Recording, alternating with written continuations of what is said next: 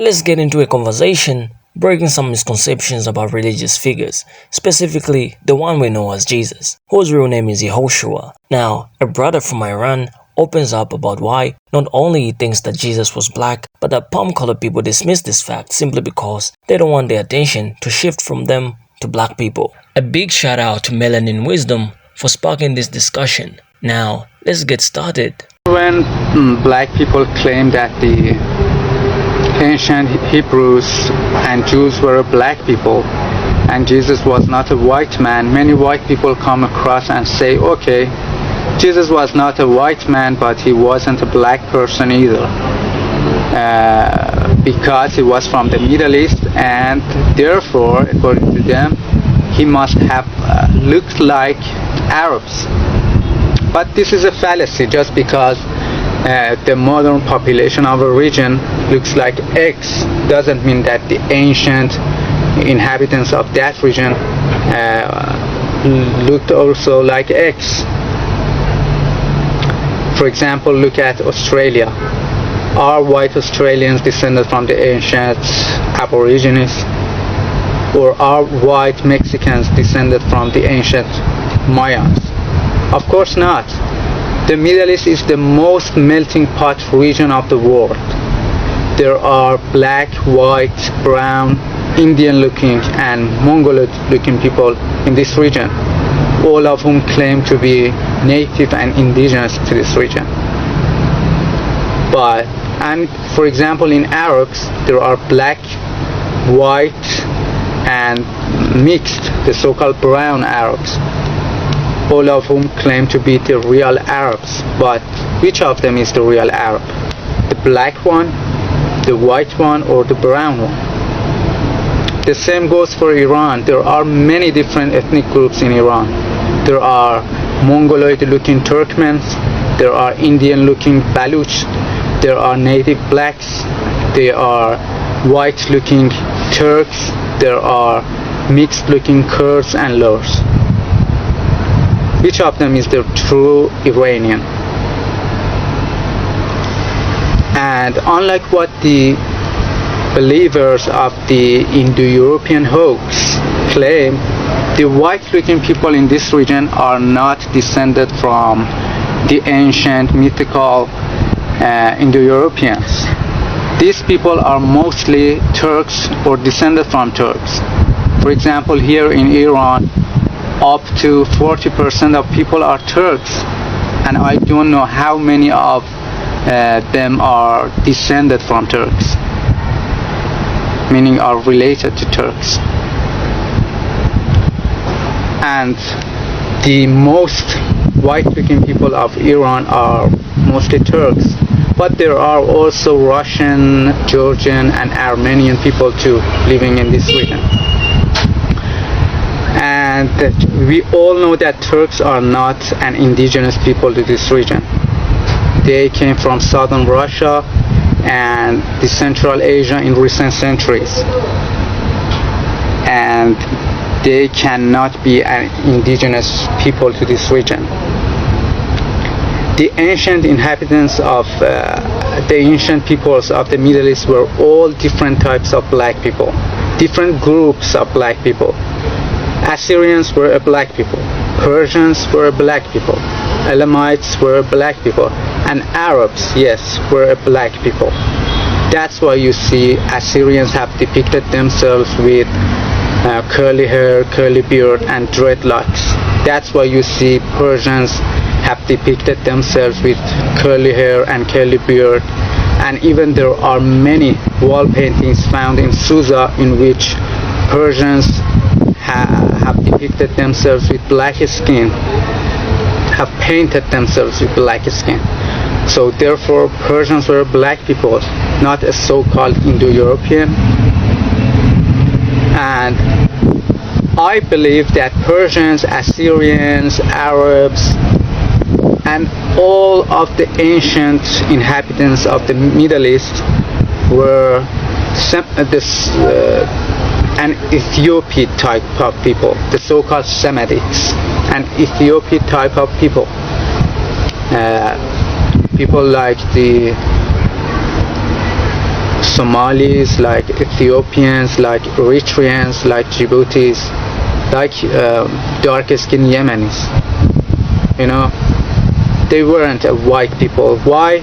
Because the temperature here in this city goes up to 50 degrees Celsius in summers with a high intensity and a UV index of 12.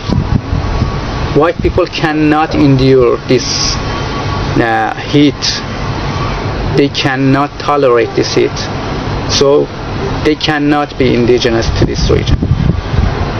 Because we semi-white looking people cannot stand this heat.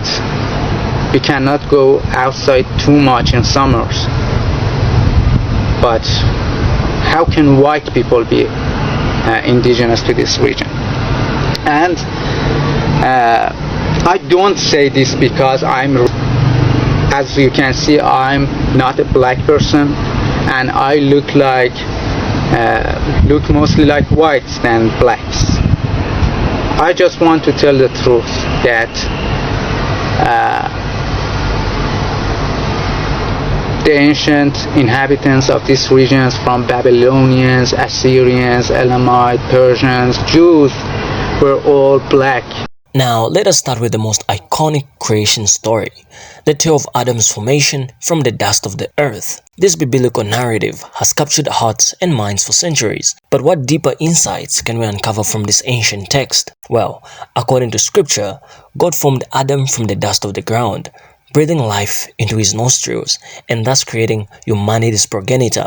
It's a powerful image, one that speaks to the divine origin of humanity and our intrinsic connection to the earth. And speaking of the earth, let's address the intriguing connection between soil and human origins. As we look at the evidence beneath our feet, we see a striking truth. The soil is brown, and the deeper you dig, the darker it becomes. This observation challenges the notion of palm-colored people as the original inhabitants, as it aligns with biblical narrative of Adam's creation from the earth. So, what does this mean for our understanding of humanity's origins? Well, it suggests that black people, with our melanin-rich skin, we may indeed be the original people created by God, a notion supported by both scripture and scientific observation. Now let's get into the intricacies of human adaptation and the undeniable influence of melanin on our origins and experiences, specifically getting into the question of why people with less melanin may not have been the original inhabitants of places like the Middle East and Egypt. One of the most compelling reasons is rooted in the harsh environmental conditions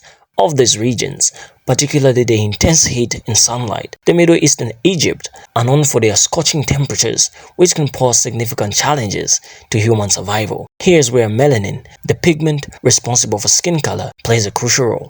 Melanin acts as a natural sunscreen, offering protection against harmful UV rays and helping to regulate body temperature. In environments where sun exposure is relentless, individuals with higher levels of melanin have a distinctive advantage in terms of heat tolerance and sun protection. Now, let's consider the practical implications of this. In regions like the Middle East and Egypt, where the sun beats down relentlessly, it is reasonable to assume that the original inhabitants would have evolved to higher levels of melanin to adapt to these environmental conditions. This concept is further reinforced by modern-day observations, particularly in regions with predominantly lighter-skinned populations, like in the United States, where sunblock is a necessity for many during the summer months. We see a stark contrast in the way different skin types respond to sun exposure. So when we consider these factors together, the environmental conditions of regions like the Middle East and Egypt, the protective benefits of melanin, and modern-day observations, it becomes clear that people with less melanin may not have been the original inhabitants of these areas. According to Revelation 1:4-15,